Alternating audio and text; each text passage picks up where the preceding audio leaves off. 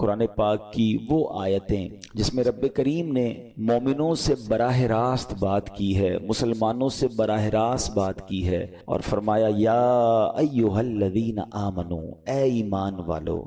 وہ ہم نے انشاءاللہ سیریز کو لے کے چلنا ہے، اور ہم نے اس بیان کا یا اس ٹاپک کا نام رکھا ہے قرآن کی باتیں۔ تو پہلی آیت ہم کور کر چکے تھے جس میں نبی پاک علیہ الصلوۃ والسلام کی شان بڑے شاندار انداز میں، سورہ بقرہ کی وہ آیت تھی جس میں ہمیں یہ بتایا گیا تھا کہ اے ایمان والو، پیارے آقا سے بات کیسے کرنی ہے، ان کو راعنا نہیں کہنا، ان کو انظرنا کہنا ہے۔ آج جو ہم نے آیت پڑھنی ہے، قرآن پاک کی جس آیت کو سمجھنا ہے، یہ بھی قرآن پاک کی سورہ بقرہ کی آیت ہے، پارہ نمبر 2 ہے اور آیت نمبر 153 ہے۔ بیوٹیفل آیت and so many good lessons from that آیت۔ اب وہ آیت کون سی ہے؟ بسم اللہ الرحمن الرحیم، یا ایھا الذین آمنوا استعینوا بالصبر والصلاۃ ان اللہ مع الصابرین۔ ترجمہ اس کا کیا ہے؟ اے ایمان والو، صبر اور نماز سے مدد مانگو، بے شک اللہ صابروں کے ساتھ ہے۔ اب یہاں بہت خوبصورت باتیں ہمیں سیکھنی ہیں کہ صبر اور نماز سے مدد مانگو۔ قرآن ہمیں راستہ بتا رہا ہے کہ آپ کو ہیلپ چاہیے تو صبر اور نماز کے ذریعے آپ نے ہیلپ لینی ہے۔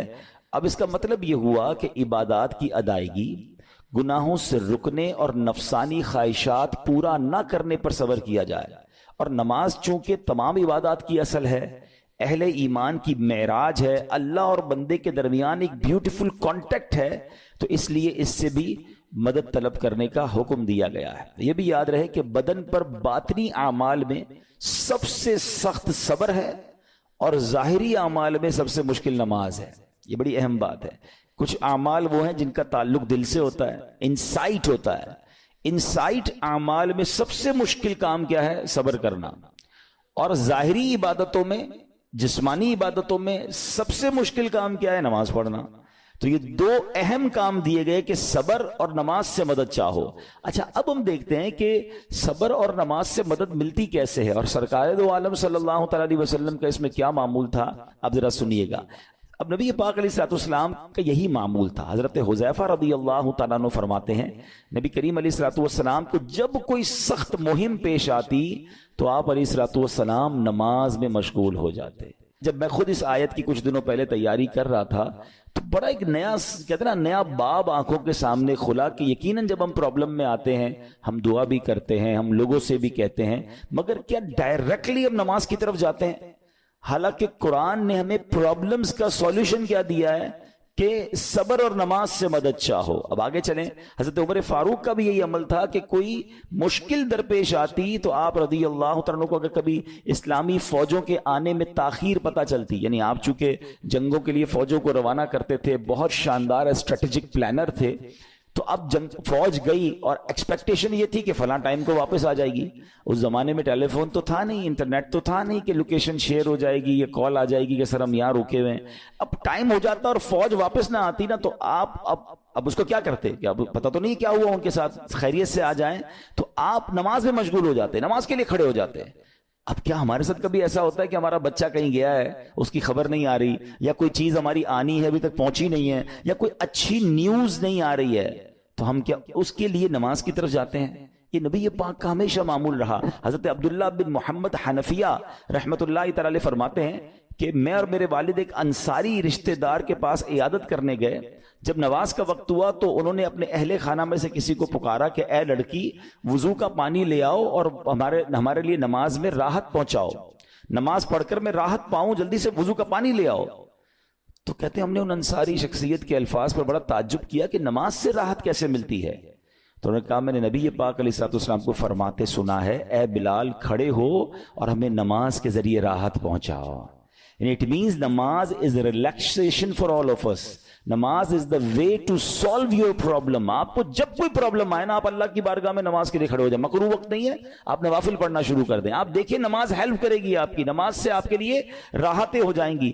آپ کی حضرت عبد الرحمن بن عوف کتنے بڑے صحابی ہیں، رضی اللہ تعالیٰ. یہ وہ صحابی ہیں کہ جو عشرہ مبشرہ میں سے بھی ہیں, and he was billionaire on that time. سب سے امیر صحابہ میں جو نام آتے ہیں وہ حضرت عثمان غنی اور حضرت عبد الرحمن بن عوف رضی اللہ تعالیٰ کے نام آتے ہیں. آپ کا ایک بار بے ہوشی غشی طاری ہوئی, ٹھیک ہے, انکانشیس ہو گیا, تو آپ کی والدہ نے کیا کیا؟ آپ کی والدہ, لوگ سمجھے کہ آپ کی جان نکل گئی ہے, آپ کی والدہ مسجد کی طرف چل پڑی تاکہ وہاں جا کے نماز پڑھیں اور اس سے مدد حاصل کریں. جب حضرت عبد الرحمن بن عوف کو ہوش آیا نا, تو لوگوں نے کہا کہ آپ کی طبیعت کیسی ہے؟ تو آپ نے کہا کیا مجھ پر غشی طاری ہو گئی تھی ہیں؟ تو کہا جی. تو کہتے ہیں بے شک میری بے ہوشی میں میرے پاس 2 فرشتے آئے اور کہنے لگے تم چلتے نہیں کہ ہم تمہیں خدا کی بارگاہ میں لے جائیں اور تمہارے بارے میں فیصلے لیے جائیں. دوسرے فرشتے نے کہا انہیں لوٹا دو, یہ ان افراد میں سے ہے جن کے لیے ان کی ماؤں کے پیٹ میں ہی سعادت مندی لکھ دی گئی تھی, اور ان قریب اللہ تعالیٰ ان کے ذریعے ان کی اولاد کو جب تک چاہے گا نفع دے گا. اس کے بعد آپ رضی اللہ تعالیٰ 1 مہینہ مزید زندہ رہے, اس کے بعد انتقال ہوا. تو پتہ چلا کہ آپ کی والدہ نے نماز پڑھی, اللہ سے مدد مانگی, اور آپ کو اللہ نے ایک نئی زندگی عطا فرمائی.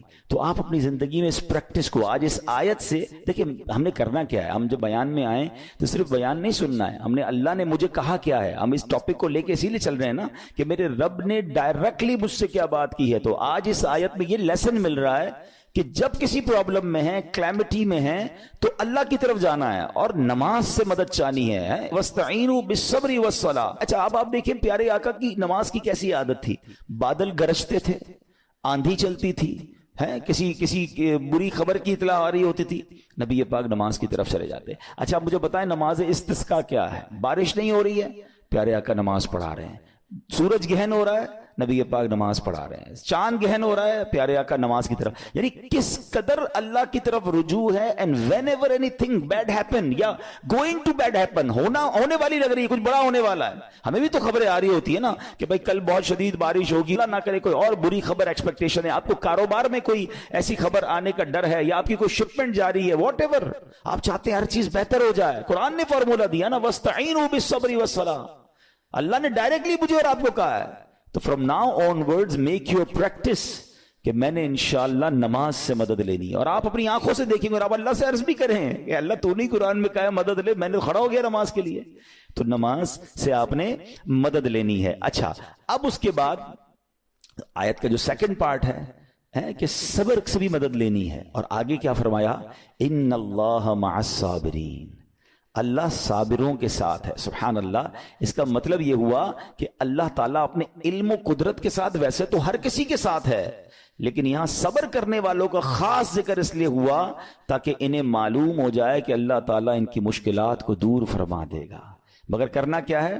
صبر کرنا ہے. اچھا اب صبر کے بارے میں 2 باتیں بڑی اہم ہیں کہ صبر نارملی ہم جب بھی صبر کے بارے میں سنتے ہیں تو صبر ہم کہتے ہیں یار تکلیف آئی ہے صبر کرو. یقیناً یہ بھی صبر ہے, مگر صبر کی ایک اور قسم بھی ہے جو اس سے بھی سپیریئر ہے, جو اس سے بھی افضل ہے. اور وہ کیا ہے؟ گناہ کے لیے دل چاہے, حرام کے لیے دل چاہے, نفسانی خواہشات برا کام کروانا چاہ رہی ہیں اور بندہ اس پر صبر کرے. یہ صبر جو ہے نا یہ شریعت کو اور محمود ہے اور بڑا افضل ہے کہ انسان کو جی چاہے کہ فلاں گناہ کرنا ہے مگر وہ اس پر صبر کرے. اور دوسرا صبر وہی ہے جو ہم جانتے ہیں کہ کوئی مصیبت آ جائے, کوئی آفت آ جائے, کوئی ہمارا اللہ نہ کرے کسی سے لڑائی ہو جائے, ہمیں کوئی برا بھلا کہے, ہم اسے معاف کر دیں, صبر کریں. یا جسمانی تکلیف ہے, کاروبار میں پرابلم ہے, ہم اللہ کی رضا پر راضی رہیں. تو یہ 2 قسم کے صبر ہیں. اور جب کوئی بندہ صبر کرتا ہے نا تو قرآن و حدیث اور بزرگان دین کے اقوال سے میں اب اس کو اس کے 10 فائدے بتانا چاہتا ہوں. میں کہتا جاؤں گا, آپ اللہ کے ذکر کی نیت سے سبحان اللہ بھی کہتے رہیں, جنت میں درخت بھی لگاتے رہیں. ٹھیک ہے. اللہ تعالیٰ صبر کرنے والوں کے ساتھ ہے. صبر کرنے والے کو اس کے عمل سے اچھا اجر ملے گا, صبر کرنے والے کو بے حساب اجر ملے گا. صبر کرنے والوں کی جزا دیکھ کر قیامت کے لوگ حسرت کریں گے. صبر کرنے والے رب کریم کی طرف سے درود و ہدایت اور رحمت پاتے ہیں. صبر کرنے والے اللہ کو محبوب ہیں. صبر آدھا ایمان ہے.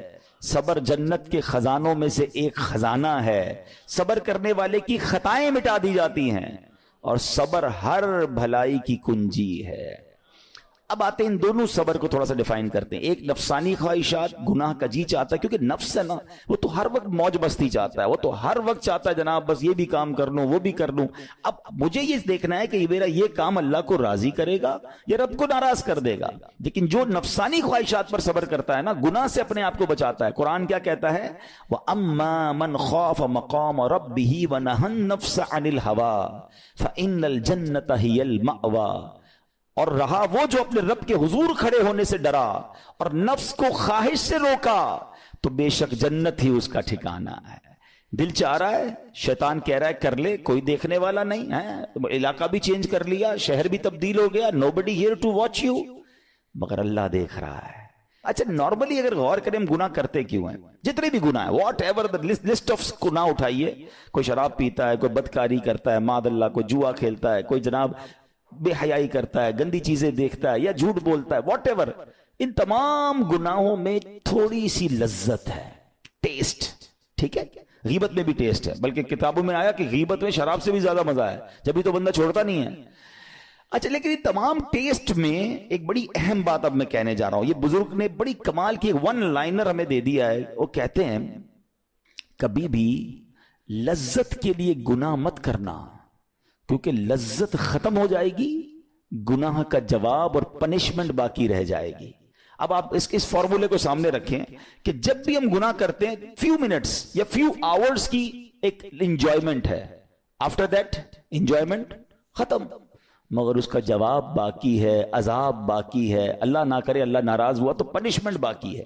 تو کیا فرمایا؟ انجوائمنٹ کے لیے گناہ مت کرنا، انجوائمنٹ ختم ہو جائے گی، عذاب باقی رہ جائے گا. اور اگلا سینٹنس کتنا خوبصورت ہے، فرماتے کبھی بھی تکلیف کی وجہ سے نیکی مت چھوڑنا، تکلیف ختم ہو جائے گی، اجر باقی رہ جائے گا. اب مثال دیتا ہوں، اس کی 2-3 ایگزامپل سمجھیے. گناہ کی ایگزامپل تو آپ سمجھ گئے کہ کوئی بھی تھوڑی دیر کا گناہ کرتا ہے، لذت پاتا ہے، وہ گناہ ختم، عذاب باقی. اب نیکی میں کیا ہوتا ہے؟ فجر کے لیے اٹھنا، نیند آ رہی ہے، دل نہیں چاہ رہا، آپ اٹھے، آپ نے وضو کیا، فجر پڑھا، وہ اٹھنے کی تکلیف تو ختم ہو گئی نا، واپس سونا ہے تو سو جائیے، مگر فجر کا اجر اور ثواب باقی رہ گیا ہے. رمضان کے روزے ڈیفیکلٹ ہیں لیکن افطار کے بعد تکلیف ختم ہو جاتی ہے، ہم کھاتے پیتے ہیں، موج کرتے ہیں، مگر ثواب باقی رہ جاتا ہے. کبھی کبھی آپ کو کوئی مسجد کے میں بلاتا ہے، یار چلو بھائی بیان ہو رہا ہے، اجتماع ہو رہا ہے، کوئی نیکی کی بات ہو رہی ہے، نہیں یار دل نہیں چاہ رہا، آپ آ گئے، آدھے 1 گھنٹہ بیٹھے پھر چلے گئے، وہ آپ کا جو ٹینشن تھا یا پریشر تھا وہ ختم ہو گیا، مگر ثواب باقی رہ گیا. تو اب اس فارمولے کو یاد رکھیے گا، جب بھی گناہ آپ کی طرف آئے نا، آپ سوچیں کتنی دیر کا فائدہ ہے. 1 گھنٹہ دوستوں کے ساتھ بیٹھوں گا، بری باتیں کروں گا، 2 گھنٹے فلم دیکھوں گا، 2 ڈھائی 3 گھنٹے، بس اس کے بعد جواب تو باقی ہے نا، قیامت تک اللہ کو جواب دینا پڑے گا. نہیں یار مجھے انجوائمنٹ کے لیے گناہ نہیں کرنا ہے. اور جب کوئی نیکی کا کام آئے اور آپ کو لگے یار دل نہیں چاہ رہا، مزہ نہیں آ رہا، بوریت ہوگی، چھوڑنا یار، تو بندہ سوچے کتنی دیر کی نیکی ہے، آدھے گھنٹے کی، 1 گھنٹے کی، بس 2 گھنٹے کی، اور ثواب باقی رہ جائے گا. Let's do it. اگر یہ بات سمجھ آ گئی نا آپ کو تو انشاءاللہ دیکھیے گا گناہ سے بچنا اور نیکیاں کرنا آسان ہو جائے گا. تو اب کیا فرمایا قرآن نے کہ جس نے اپنے نفس کو روکا، کیا خوبصورت آیت ہے، وَأَمَّا مَنْ خَافَ مَقَامَ رَبِّهِ وَنَهَى النَّفْسَ عَنِ الْهَوَىٰ. اب رہا وہ جو اپنے رب کے حضور کھڑے ہونے سے ڈرا اور نفس کو خواہش سے روکا تو بے شک جنت ہی اس کا ٹھکانہ ہے. اور ایک اور جگہ کمال سے فرمایا وَلِمَنْ خَافَ مَقَامَ رَبِّهِ جَنَّتَانِ. مبارک ہو ان کو جو اللہ سے ڈرتے ہیں نا، صبر کرتے ہیں، گناہ نہیں کرتے، رک جاتے ہیں. قرآن کہتا ہے جو اپنے رب کے حضور کھڑے ہونے سے ڈرے اس کے لیے 2 جنتیں ہیں، 1 نہیں 2 جنتیں ہیں. سورہ رحمان کی آیت ہے. تو پتا چلا کہ نفس کو روکنا یہ آسان بھی نہیں ہے. ہاں دل بہت چاہتا ہے، مگر یہ صبر جو ہے نا، ان اللہ مع الصابرین کا جو معراج ہے، جو ٹاپ آف دا لسٹ صبر ہے، وہ یہ صبر ہے. اچھا اب آتے ہیں ایک اور صبر کی صورت کہ اب آپ کو کسی نے غصہ دلا دیا، برا بھلا کہا، یا آپ کے مزاج کے خلاف بات ہو گئی، اب آپ نے روکنا ہے اپنے آپ کو. اب غصے کا اظہار نہیں کرنا، لڑائی نہیں کرنی، گالی کا جواب گالی، اینٹ کا جواب پتھر، انگریزی کا مقولہ ہے نا ٹٹ فور ٹیٹ، جیسے کو تیسا نہیں، یہ ہماری شریعت ہمیں نہیں سکھاتی. اچھا آج کل کسی کو کہو نا یار آپ کیوں یار لڑائی کر رہے ہیں، بھائی میں جواب نہ دوں تو لوگ سمجھیں گے کمزور آدمی ہوں، مجھے اپنا روب بھی تو رکھنا ہے، میں بھی تو پتا چلے کون ہوں، اپنا بتاؤں تو صحیح کون ہوں. سچی بات پتہ ہے کیا ہے، جو ٹٹ فور ٹیٹ کرتا ہے، گالی کا جواب گالی سے دیتا ہے نا، وہ واقعی بتا دیتا ہے وہ کون ہے، وہ اپنا تعارف کروا رہا ہوتا ہے کہ یہ بھی ایسا ہے میں بھی ویسا ہی ہوں. او بھائی. اچھا پھر ایک اور عجیب جملہ بڑا مشہور ہے آج کل، جناب ہم شریف کے ساتھ شریف ہیں ہم بدماش کے ساتھ بدماش ہیں. مجھے آج تک سمجھ نہیں آئی یہ کون سا بٹن لگا ہوا ہے آپ کے اندر کہ شریف کے ساتھ آپ شریف ہو جاتے ہیں, بدماش آتا تو آپ بھی بدماش ہو جاتے ہیں. جناب والا, شریف آدمی شریف کے ساتھ بھی شریف ہوتا ہے, بدماش کے ساتھ بھی شریف ہوتا ہے. جب بھی تو وہ غلط آدمی اچھا ہوگا نا. نبی پاک علیہ الصلوۃ والسلام نے گالیاں سن کر دعائیں دی ہیں, پتھر برسانے والوں کو بھی دعائیں دی ہیں, مگر ہم تو تیار ہی رہتے ہیں, یار میں بتاؤں گا اس کو میں کون ہوں, ایک گالی دی ہے میں اب اس کے ساتھ پشتوں کو گالیاں دوں گا. تو پھر آپ بھی ویسے ہی ہو گئے نا جناب. حدیث پاک کیا ہے, who is more stronger, who is more powerful. اللہ کے حبیب علیہ الصلوۃ والسلام فرماتے ہیں کہ بہادر وہ نہیں, یہ بخاری شریف کی حدیث ہے, بہادر وہ نہیں جو پہلوان اور دوسرے کو پچھاڑ دے, بلکہ بہادر وہ ہے جو غصے کے وقت اپنے آپ کو قابو میں رکھے. اصل بہادری یہ ہے. تو اگر آپ نے واقعی صبر سے مدد لینی ہے, ان اللہ مع الصابرین کا مجدہ لینا ہے, تو بدلے نہیں لینا ہے, معاف کرنا ہے. ذرا مل کر میرے ساتھ شب قدر کی دعا دہرائیے گا, اللہم انک عفو کریم تحب العفو فاعف عنی. اللہم انک عفو کریم تحب العفو فاعف عنی. اللہم انک عفو کریم تحب العفو فاعف عنی. What is the meaning؟ اس دعا کا معنی کیا ہے؟ اللہم انک عفو, اے اللہ تو معاف کرنے والا ہے, تحب العفو, معافی کو پسند کرتا ہے, فاعف عنی, اللہ مجھے بھی معاف کر دے. ہم کیا کہہ رہے ہیں اللہ سے, اللہ مجھے معاف کر دے, میرے سارے اگلے پچھلے گناہ معاف کر دے. مگر there is a question, آپ نے معاف کر دیا سب کو؟ بندہ کہتا نہیں میں تو انتظار میں بیٹھا ہوں, میں تو موقع کی تلاش میں, بس موقع ملے پھر بتاؤں گا میں کون ہوں. ہاتھ میں آ نہیں رہا بندہ, ٹرائی کر رہا ہوں کسی جگہ آ جائے, بس کوئی اس کے پیسے ویسے آ جائیں, کوئی اس کا معاملہ میرے پاس آ جائے, بس پھر دیکھو کیا کرتا ہوں. بیٹھے اس انتظار میں بیٹھے بہت سارے لوگ, کمال ہے یار. یعنی دشمنیاں پالی ہوئی ہیں, رشتہ داریاں کاٹی ہوئی ہیں, دوستوں کے پاس جا نہیں رہے ہیں, میاں بیوی میں لڑائی ہے, ایک سوری کے لیے بیوی گھر بیٹھی ہے, وہ کہتی شوہر سوری کہہ دے تو میں آ جاؤں گی, شوہر کہتا ہے بیوی معافی مانگ لے تو میں لے آؤں گا. ارے بھائی کوئی بھی آگے بڑھ کے معافی کر لو بھائی, اللہ سے معافیاں مانگ رہے ہو, بندوں کو معاف کرنے کے لیے کوئی تیار نہیں ہے. مجھے خود بتائے نا یہ کیسی دعا ہے کہ اے اللہ تو مجھے معاف کر دے, میں نے کسی کو معاف نہیں کرنا. یہ بنتی ہے دعا؟ اللہ سے پتہ ہے کیا کہیں, اے اللہ میں نے بندہ ہو کر تیرے سارے بندوں کو معاف کر دیا ہے, تو سب سے بڑا معاف کرنے والا ہے نا, اللہ تو بھی مجھے معاف کر دے. Look at the way to talk, یہ مزہ ہے نا بات کرنے کا, پھر دعا کرنے کا لطف بھی آئے گا آپ کو. تو دشمنیاں نہ رکھیں, غصے پر قابو پائیں, معاف کریں. ایک حدیث سن لیجئے, لرزا دیتی ہے, ڈرا دیتی ہے. اللہ کے نبی علیہ الصلوۃ والسلام فرماتے ہیں جو رحم نہیں کرتا اس پر رحم نہیں کیا جاتا. حدیث کا خلاصہ ہے. اور جو معاف نہیں کرتا اسے معاف نہیں کیا جاتا. اب بتائیے ہم معاف کرتے ہیں, ہم رحم کرتے ہیں؟ ہم کہتے ہیں اللہ ہم پر رحم کرے, ہم کسی پر رحم نہ کریں. نہیں ہوگا رحم, پہلے اپنے اندر تو لائیے یہ باتیں. اب ایک آیت سنیے گا, اس کے تحت ایک واقعہ, اور پھر میں بیان کو کنکلوڈ کرتا ہوں. اللہ کریم ارشاد فرماتا ہے الذین ينفقون فی السراء والضراء والکاظمین الغیظ والعافین عن الناس واللہ یحب المحسنین. قرآن میں رب فرماتا ہے جو خوشحالی اور تنگ دستی میں اللہ کی راہ میں خرچ کرتے ہیں. یہ بڑی خوبصورت بات ہے, یہ غریب اسلامی بھائیوں کے لیے بھی مدنی پھول ہے. امیر تو خرچ کرتا ہے, نارملی غریب خرچ نہیں کرتا اللہ کی راہ میں.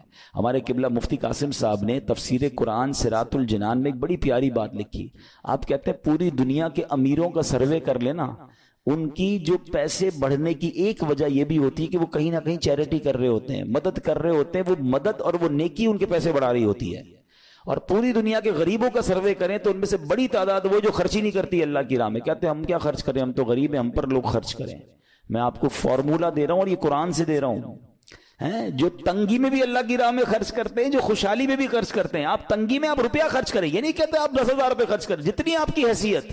یہ کاروبار ہے, آپ 1 روپیہ دیں گے اور آئے گا, آپ 10 روپے دیں گے اور آپ کسی نہ کسی نیکی کے کام میں خرچ کرتے رہیں, آپ غربت سے باہر آ جائیں گے. If you want to take out yourself from that problem, آپ آئیں اللہ کی راہ میں خرچ کرنا شروع کریں. قرآن کہہ رہا ہے کہ جو تنگی اور خوشحالی میں اللہ کی راہ میں خرچ کرتے ہیں. اور اگلا پارٹ کتنا خوبصورت ہے, فرمایا والکاظمین الغیظ والعافین عن الناس, فرمایا اور غصہ پینے والے اور لوگوں سے درگزر کرنے والے. انعام کیا ہے؟ واللہ یحب المحسنین، اور اللہ نیک لوگوں سے محبت فرماتا ہے۔ اور پھر ہاں زندگی میں کلیمٹیز، پرابلم، بیماریاں، مشکلیں، قرآن خود کہتا ہے کہ من قریب تمہیں آزمائیں گے، کبھی بیماری آئے گی، کبھی بھوک آئے گی، کبھی مال کم ہو جائیں گے، کبھی ڈسٹربنس آئے گی، خوف آ جائے گا، تو بی ریڈی فار دیٹ، صبر کرنا ہے، کیونکہ اللہ نے فرمایا وبشر الصابرین، صبر کرنے والوں کے لیے خوشخبری ہے۔ تو اللہ کرے کہ یہ بات ہمیں سمجھ آ جائے اور ہم اس آیت پر عمل کرنے والے بن جائیں تو زندگی بڑی آسان ہو جائے گی۔ یہاں ایک میں عقیدے کی بات بھی کلیریفائی کر دوں، کچھ لوگوں کو بعض اوقات کنفیوژن ہوتی ہے یا لوگ کنفیوژن کریٹ کرتے ہیں۔ مجھے ایک بات بتائیے گا کہ اللہ کیا کہہ رہا ہے؟ وَاسْتَعِينُوا بِالصَّبْرِ وَالصَّلَاةِ، اے ایمان والو صبر سے اور نماز سے مدد چاہو۔ کیا صبر اور نماز خدا ہیں؟ بتائیے، نہیں ہے نا، اللہ تو نہیں ہے، ہم صبر اور نماز کی عبادت تو نہیں کرتے۔